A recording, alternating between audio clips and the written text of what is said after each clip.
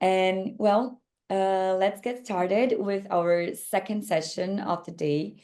Um, Gina has served since 2022 as the Chief Marketing Officer and board member for Perkins&Will, a global design firm with over 2,500 employees and 32 studios globally. In this role, she's focused on elevating the firm's brand and growing client relationships through design excellence, talent, and exceptional client care. So please, everyone, welcome Gina. Thank you. First of all, it was fantastic to listen to Danielle. So Yeah.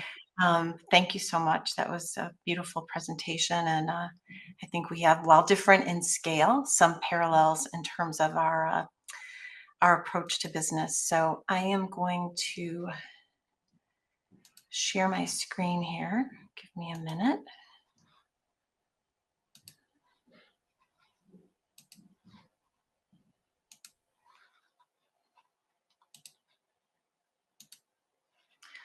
Hopefully you can all see this.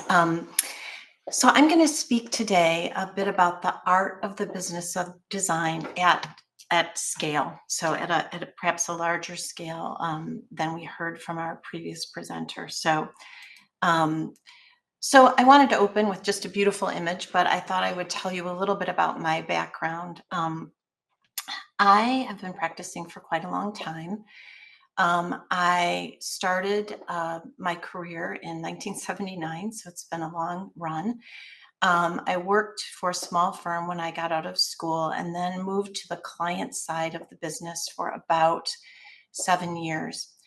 I then started my own business with a group of partners called the Environments Group, largely focusing on commercial interiors. And I held that business for about 20 years. It grew to be about 150 people. Our work was largely based in the United States. And our business was acquired by Perkins&Will in 2008. I became the head of Perkins&Will's workplace practice, which at that time was called Corporate Interiors. And I held that role for a number of years before becoming the managing director of the Chicago studio of Perkins&Will, which is the founding studio of the firm. And after 9 years, I moved into the role I occupy now, which is the Chief Marketing Officer of the firm. I also sit on the firm's board of directors, so I'm honored to have a broad role in our practice. A little bit about our business. We have been around a long time, 90 years this year, founded in 1935. Our staff is large, 2,500 people globally with 32 studios.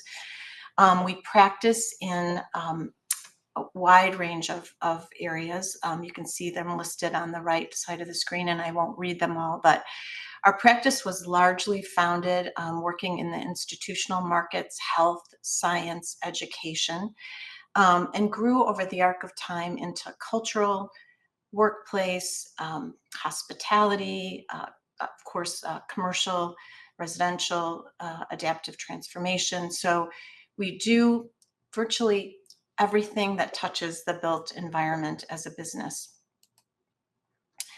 We're located all over the world. Our business was founded in North America, so you see lots of dots there. We're proud to be in LATAM and Sao Paulo. We're in Europe with 3 studios there, and in Asia. And most recently, we have a small presence in Riyadh that just started this year.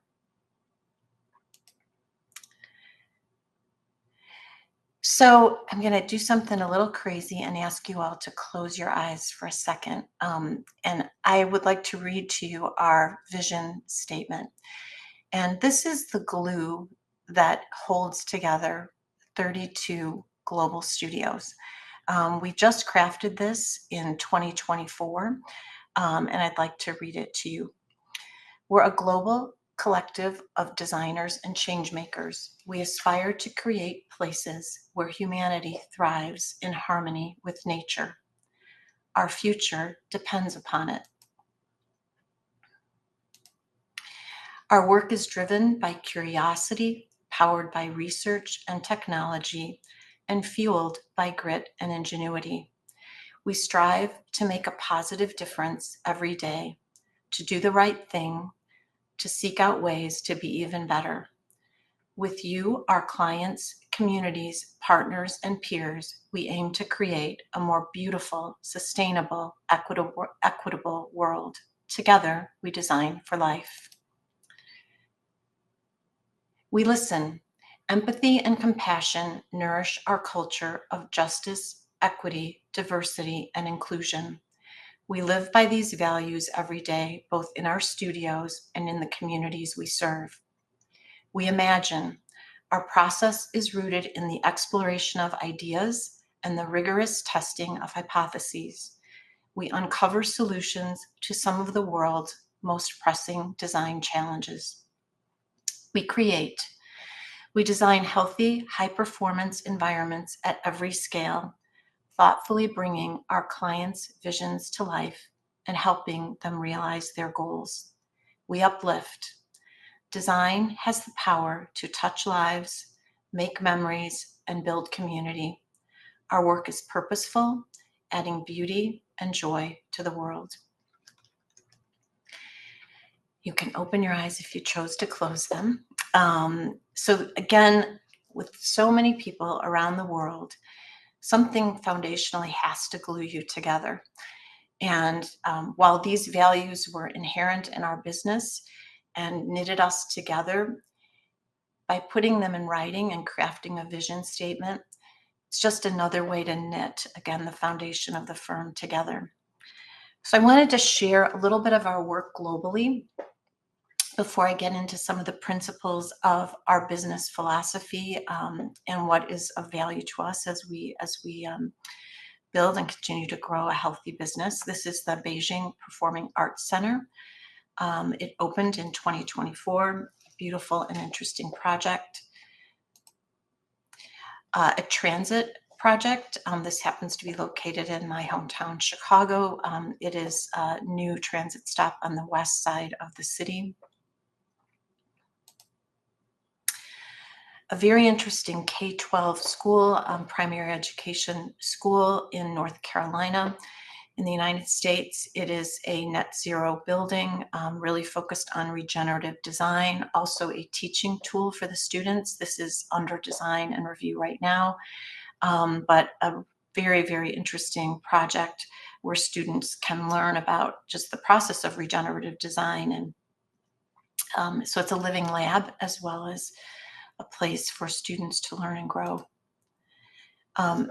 This is a healthcare project in Riyadh. It is called Al Yasmin, a beautiful high-rise hospital. It's in the late stages of design, and it is just really fresh off the boards. Project in Toronto, Center for Entrepreneurship and Innovation. Some of our work out of our Denmark studio. This is a project in Atlanta, which is also an adaptive reuse. You can't see it all here, but super interesting project, which really engages the landscape. Some work for TikTok in Dublin, so some fun and creative interiors work. This is our studio in Vancouver. Vancouver is a studio at the firm that has really led the way in terms of what our philosophy around living design, which is a series of petals that look at design through the lenses of health, wellness, sustainability, beauty and poetics. It's quite a lovely space, and this was also occupied just last year. We do quite a bit of community rec. We work in many communities on both education, recreation, community health, and this is an example of that work in Atlanta.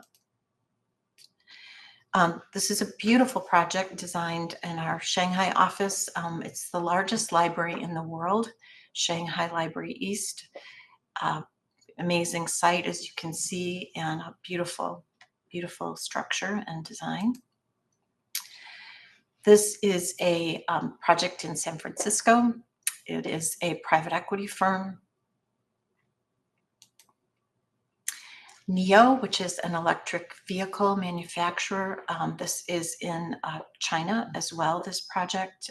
The manufacturer is Chinese, so this was designed by our Shanghai studio. A law firm in Salt Lake City. This is our office at 150 Holborn in London. It's beautiful. We designed both the core and shell and the interiors of the space. This project is in Shenzhen, China. It is called the Energy Ring. It is a waste to energy plant. It is a massive building and a beautiful structure that creates an envelope around the functioning energy plant. It was designed to also be accessible to the public. So the green ring that you see at the very top of the building is actually a walking path. So citizens and folks that live in the area can, of course, come here and enjoy the beautiful view from this energy plant. So while it's serving an important function and a progressive function for the community, it also is an amenity to the community. This is a coffee shop, Nemesis Coffee in Vancouver. Beautiful roof structure, which was ceiling structure, which was designed with using really as part of our research team, worked closely with our design team on how this might be fabricated. This is a design competition. We were not successful on the competition, but as Danielle said in the earlier talk, competitions are so important to design culture and a great way to exercise your creative muscle and also just produce beautiful work. And we have a great deal of success in competitions, but not always, since we work, as we all know, in a very competitive field. But this was submitted for the Royal Polish Opera. Our beautiful office in Sao Paulo. Some of their work.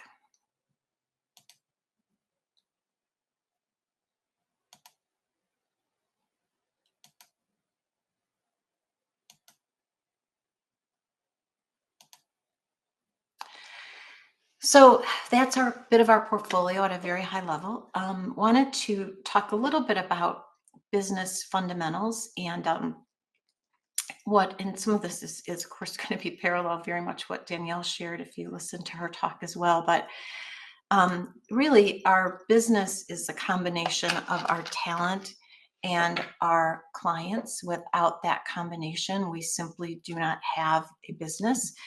Very, very important.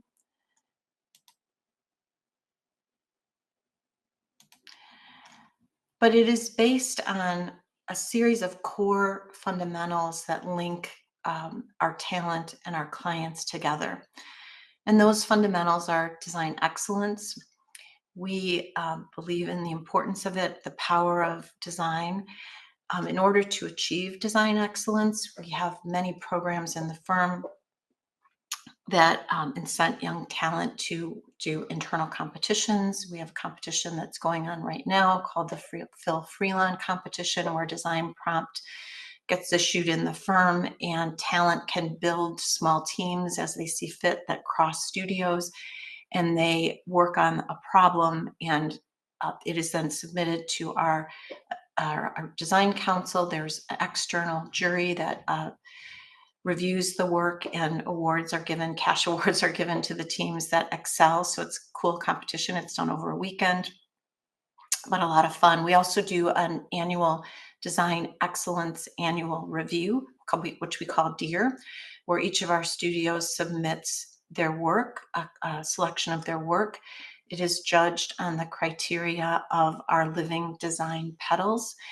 Again, book beauty and poetics, health and well-being, energy, water usage, tectonics, etc. So projects are not simply judged for beauty, but are judged through the lens of all these various petals. So design excellence is core to our success. Team satisfaction is another important measure of success in any business. And happy teams create happy clients, of course.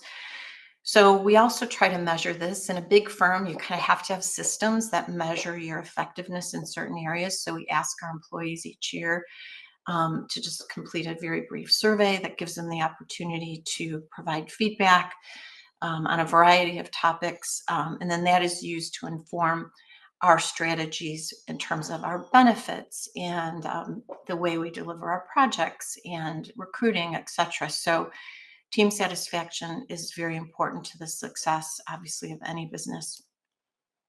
Client satisfaction is also critical. This is an area that I am pretty passionate about.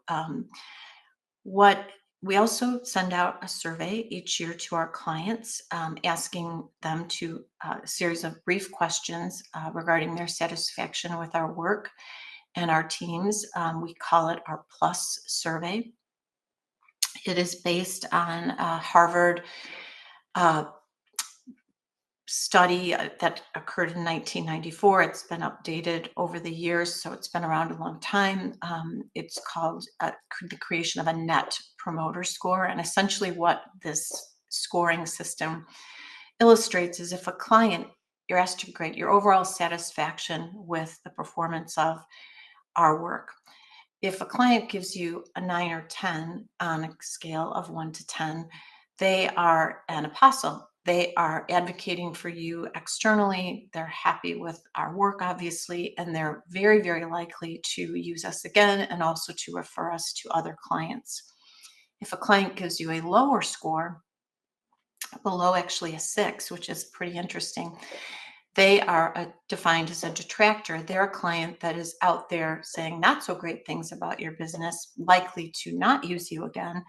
And they will, of course, not be saying the greatest of things. So what in the 6 or a 7 is considered, a 7 or 8, I'm sorry, is considered passive. So they're, you did a good job, but they're not a 9 or a 10. So it's really important to operate with a high level of client service and, again, design excellence, satisfaction with our teams. We've also done some studies internally about the level of profitability and with our repeat clients, and which we call our accounts. And what we found is that our accounts are significantly more profitable than singular projects. And that's attributable to a number of things. One is the fact that these clients know us, we know them, we understand their expectations. We're unlikely to be in a competitive bidding process with them.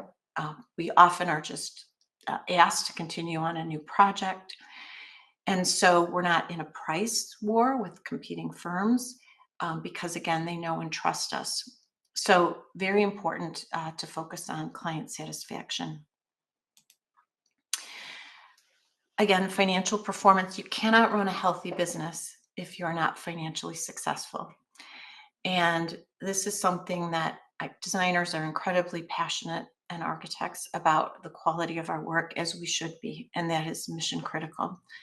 But you also have to run a successful business financially, because that is what allows you to reward your people, to provide them with good benefits, to invest in your physical environment, to invest in research, to invest in your future.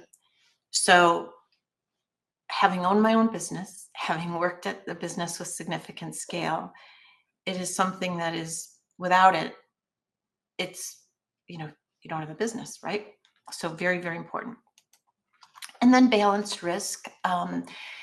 You can't run a successful business without taking risks. It's very important to do so, but you have to take wise risks, right? You can't go after, in our world, every competition that comes forward, can't pursue every opportunity that comes forward.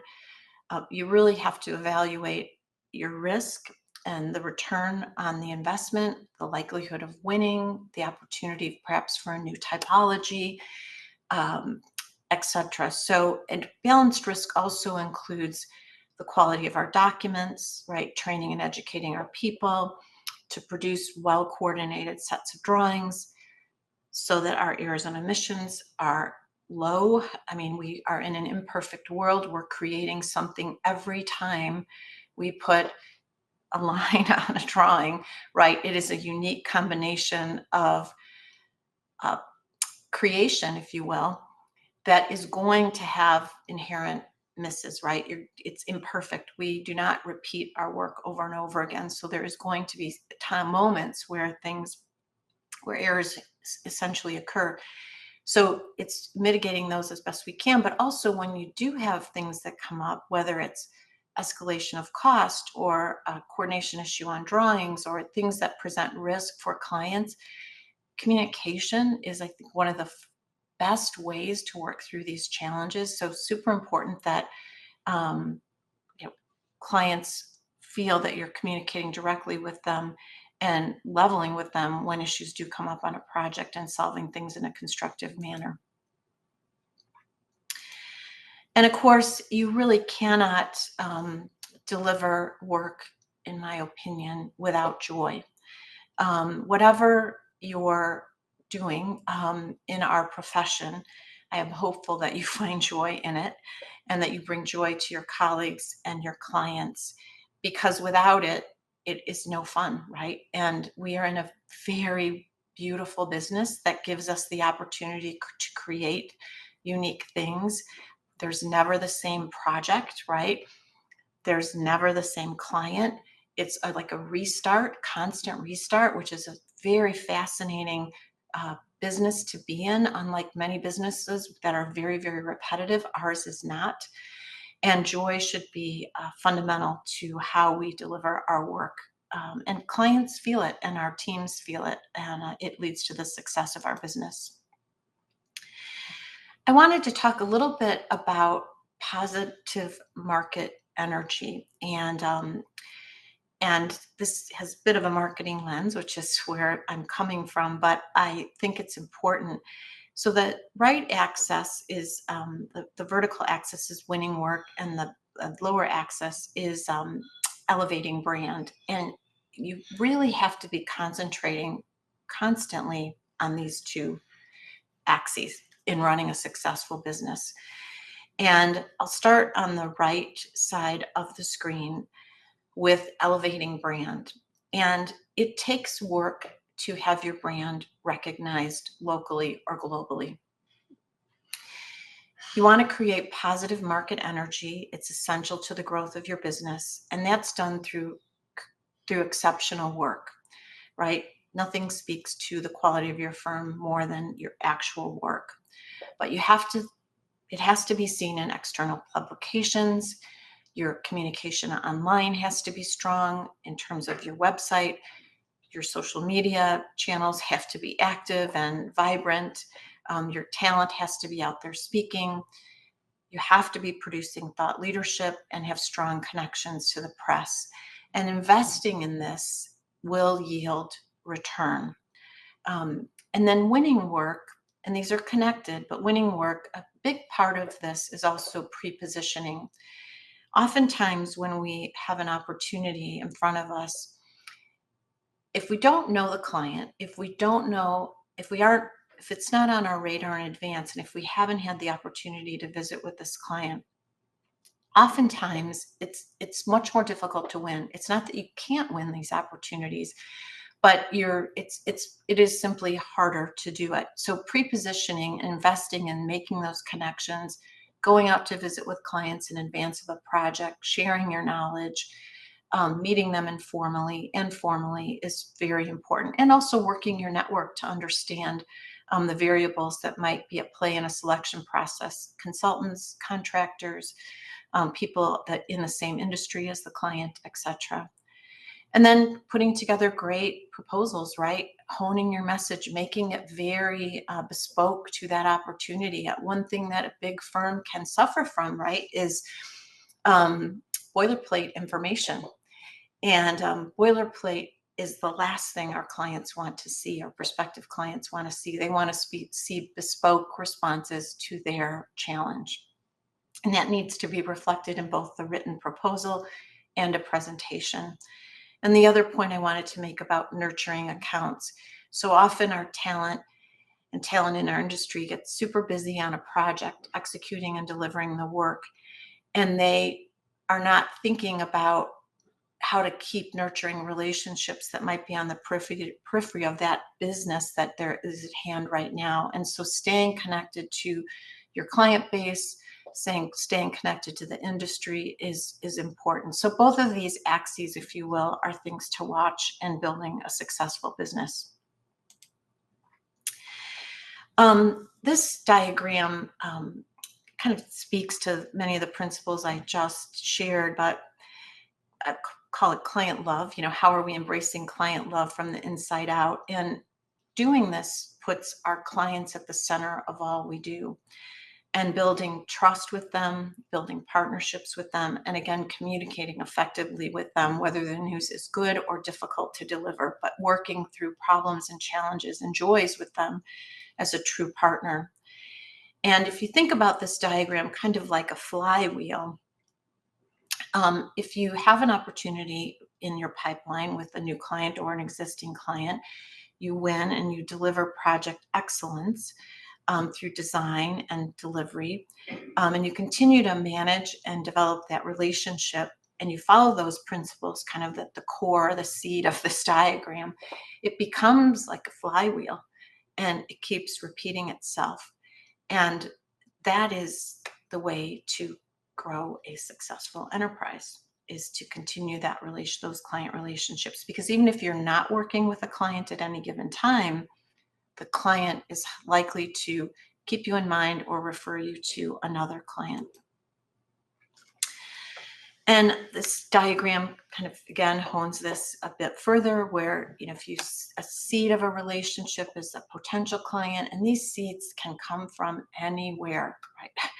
You're at a conference, you are having coffee with a colleague or someone in the industry, or with a prospective client, and you get an opportunity, and it's the sprout of a growing relationship. And if we do well in these relationships and in the quality of our work, they blossom and bloom, right? And they become something very, very special. And that leads to the kind of work that you saw at the beginning of this presentation, and much of what Danielle was also talking about. And if we don't nurture those relationships, they tend to wilt or become dormant. And you can get them to grow again, right? But it takes work to do that. And it's just being mindful of that cycle and kind of not letting go of those connections and relationships that you have. Some of the things that we do to reach our clients, and we're very fortunate as a large firm to be able to craft some of these tools and client engagement strategies. This happens to be a publication that we started 3 years ago. We're working on our 4th publication right now, called Current. It is a magazine that we write and create visually, do all the graphics for internally. It is really storytelling with our clients, for our clients, and about them. We do this really for 4 primary reasons. One is to elevate and differentiate our brand. Another is to creatively engage with clients, to inform and educate our audience on trending topics. So this might be, last year there was an article in our publication about digital twin and what that means for business. We also showcase selectively our work, and we translate it into 4 languages. And it's both digitally available to our clients, and it's available in print to a much smaller group of clients. But many clients participate in this. It's a lot of fun. They help us craft the articles. Their quotes are in it. And we also feature many of our key accounts. So it's a super interesting way to build a relationship with a client and produce something that is just unique in the market. Another tool that I wanted to highlight, this happens to be social media, a project that was really birthed by our design leadership, called The Fold. It is a social media series that documents the process behind our design. I mean, one thing that we've learned in the market is that people are definitely interested in the artifact, the outcome of design, but they're very, very interested in the creative process. And so this is really intended, this program is intended to reveal the creative process. And so it's been very, very successful, one of our most successful social media campaigns. I'm not advancing for some reason. Let's see. Oh, there you go. Okay. So this is just an example of the kind of content that we're sharing on social media. This happens to be our 150 Holborn project, and it's a beautiful way to, again, share our design process. So again, just this idea of creativity plus business. Again, we're very, very fortunate in the design industry to marry these two. I have found incredible satisfaction in my career in merging these two things together, which is rare, right? We're very fortunate to be in this space. And that is what I wanted to share with you today. So pretty high level overview and glimpse into Perkins&Will and some of our philosophies. So I will stop sharing and be happy to answer any questions. Gina, thank you so much for this presentation. It was so insightful, and we value a lot your time for you to come here and share all this behind the scenes of Perkins&Will, especially because it's such a worldwide, international company. So it's very important for many other architects to get inspired by everything that you share. So thank you very much. It was a great presentation. Well, everyone, now we're gonna start the Q&A session. So please write your questions here in the Q&A session or on the chat if you prefer. But we have already some questions that some people had sent us through your presentation, throughout your presentation. And here's the first one. I know that Perkins&Will is one of the firms that operate not just as a studio, but also as a large business, managing the internal aspects of a big company while still maintaining its creativity. How does the firm manage this balance, especially with the expansion and acquisition of so many offices worldwide? Mm-hmm. Great question. It is an art to do so.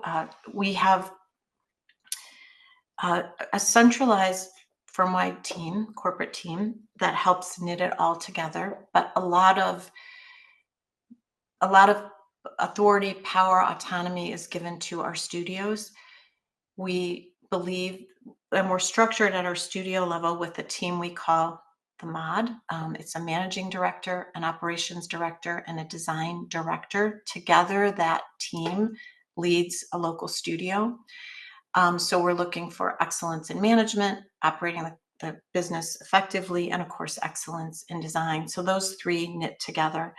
The firm-wide team provides a lot of support in terms of centralizing, many, many processes and themes, but there's also a lot of autonomy given to the studios to build a successful business. And then we practice, as you saw in the early stages of the presentation, in many, many practices. So those practices function a bit like communities in our firm. So the health community, right, is talking to each other frequently about what's going on in healthcare globally. The science community is talking to each other about what's happening there, the commercial community, et cetera. So while it's big, it also can feel very small, believe it or not, because there's both the studio culture and there's the culture of community, and then there's the firm-wide culture. And another good example, we're meeting as a firm-wide leadership group in the spring, where we bring all of our leaders internationally together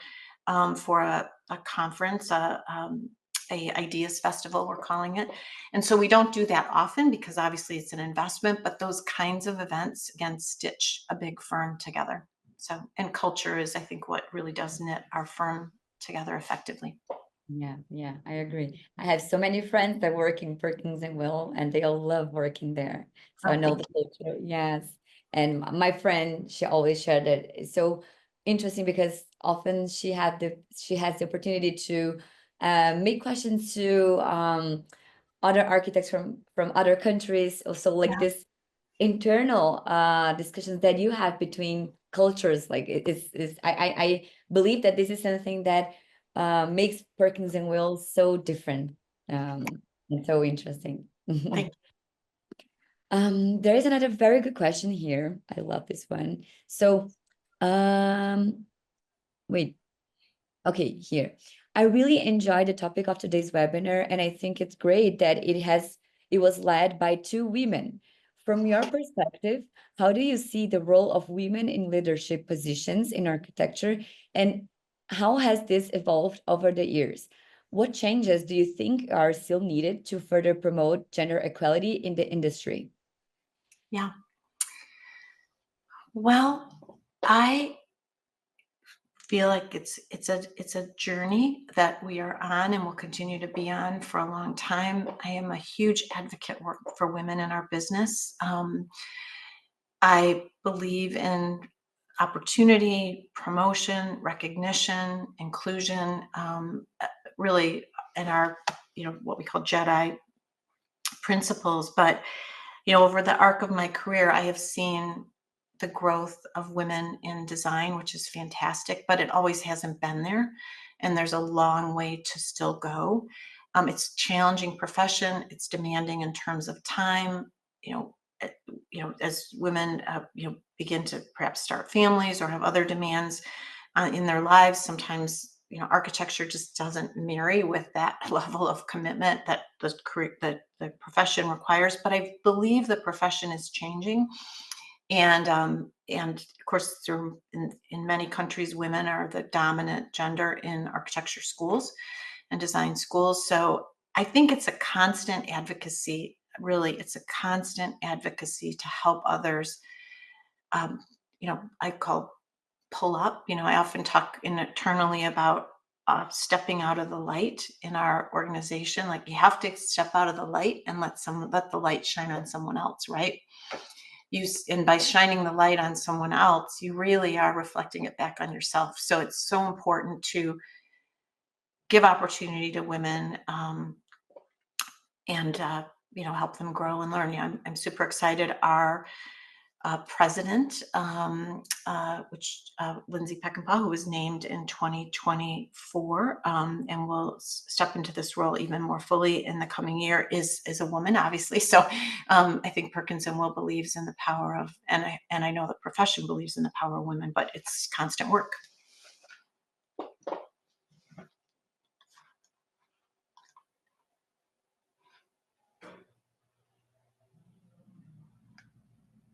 Amanda, you're frozen for me. I think I'm back. Yeah, yeah. Okay. Sorry, yeah, my internet, No, I lost no it for problem. some minutes. I thought it Mhm. was like, oh, But did I I do can something? Okay, so now I have another question. Here, Perkins&Will is not only a firm that clients want to hire, but also one that many architects aspire to work for. What do you think has been key to building this reputation, and what intentional steps has the firm taken to create such a desirable workplace? Well, thank you. Great question too. I would say it's many things, right? But at its core, it's uh, the culture of the business, right? The culture of acceptance, inclusion, the culture of opportunity, the quality of the work, the mentorship that you can have by doing high quality work. Fair compensation and benefits obviously are a big part of recruiting and retaining talent. Um, we have a robust internal education system, so people can learn and grow. It's so many dimensions, right, of creating a culture that that allows people to really, I mean, much like that client diagram that, where it looks like a flower or a plant growing, the same is true of people, right? I mean, and because we are a large firm, one great thing about scale is opportunity, right? I mean, if you even look at my career at Perkins&Will, I've been an interior design leader. I have been a managing director leading a business unit. I have been a chief marketing officer. I still have clients that I continue to serve. So I've changed hats quite a bit at the firm, and I'm very, very grateful for that. So the ability to move around and take kind of on different responsibilities is also rewarding. I think people see that in the firm, like, oh, I really am finding I love this, and I want to do it for a while. And then you're like, oh, that looks kind of cool over there. People can move and flow into different areas of the business. Yeah. The next question is very related to this topic, and it's very good. Perkins&Will is recognized for its culture of innovation and collaboration. What are the key people management strategies you use to retain talent and foster a creative environment within the team? Yeah, I think access to one point is access to these communities, right? So if you're interested in um, digital innovation, right? Or if you're interested in material health, or you have it, or you're interested in or the intersection of some of these things, right?